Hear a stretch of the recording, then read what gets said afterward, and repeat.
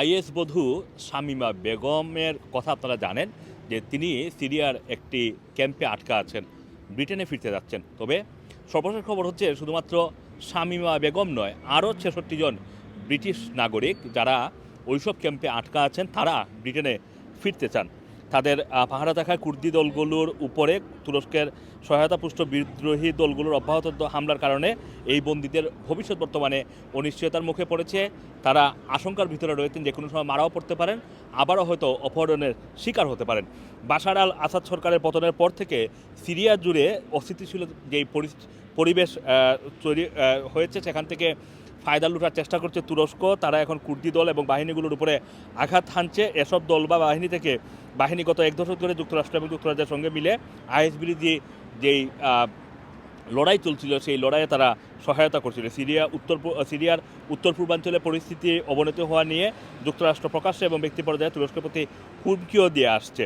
এদিকে যেটা বলছিলাম যে মানবাধিকার সংস্থাগুলো বলছে যে ৬৬ জন বন্দী যুক্তরাজ্যের, যারা বর্তমান বা সাবেক নাগরিক ছিলেন বা অনেকেই এখন পর্যন্ত নাগরিক আছেন, যাদের নাগরিকত্ব এখনও বাতিল করা হয়নি।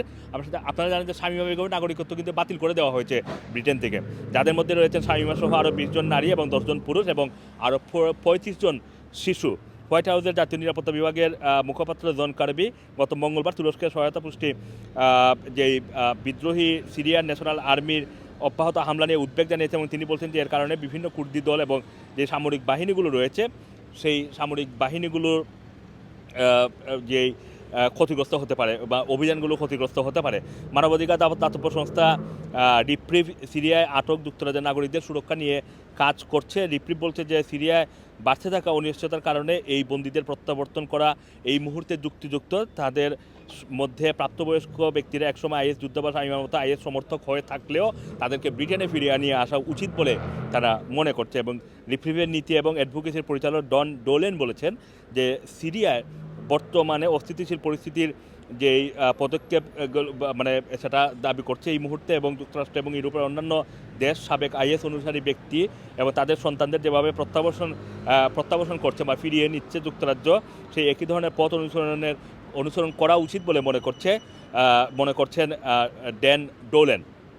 দাতব্য সংস্থাটির যুক্তি হচ্ছে যে সিরিয়ায় আটক ব্যক্তিদের অধিকাংশই শিশু এবং এই শিশুদের বেশিরভাগের বয়স হচ্ছে 10 বছরের কম। সুতরাং এছাড়া শামীমা বেগম সহ নারীদের 2/3 পাচারের শিকার হয়েছেন, আদতে যাদের আইএস দুনিয়ায় চলে যেতে বাধ্য করা হয়েছিল। সুতরাং এদেরকে ফিরিয়ে নিয়ে আনাটা অত্যন্ত যুক্তিযুক্ত বলে মনে করছে তারা। এদিকে আপনারা জানেন যে শামীমা বেগমের যেই নাগরিকত্ব, সেটা ব্রিটেন থেকে বাতিল করার পরে এটি উচ্চ আদালতে গিয়েও কিন্তু এটা হেরে যায়। এখন পর্যন্ত তিনি আইনি লড়াইয়ের ভিতরে রয়েছেন, কিন্তু তার নাগরিকত্ব ফিরে পাওয়ার বিষয়টি একেবারেই অনিশ্চিত বলে মনে করা হচ্ছে, কারণ সরকার কোনোভাবেই তার যে নাগরিকত্ব ফিরিয়ে দেওয়ার ব্যাপারে তারা রাজি হচ্ছে না। এদিকে আদালতেও বারবারই কিন্তু প্রত্যাখ্যিত হচ্ছেন এই ব্রিটিশ বাংলাদেশি, আসলে ব্রিটিশ বাংলাদেশি বলাটা ঠিক হবে না, ব্রিটিশ বাংলাদেশি বংশোদ্ভূত। তবে শামীমা বেগম কখনোই বাংলাদেশে যাননি, কখনো তার বাংলাদেশে পাসপোর্ট ছিল না, যেই কারণে ব্রিটেন থেকে তার নাগরিকত্ব বাতিল করার পরে বাংলাদেশের উপর চাপিয়ে দেওয়ার চেষ্টা করা হলে বাংলাদেশ তাকে প্রত্যাখ্যান করে, কারণ শামীমা বেগম বাংলাদেশের নাগরিক নন। Assam Masum, Rana TV, London.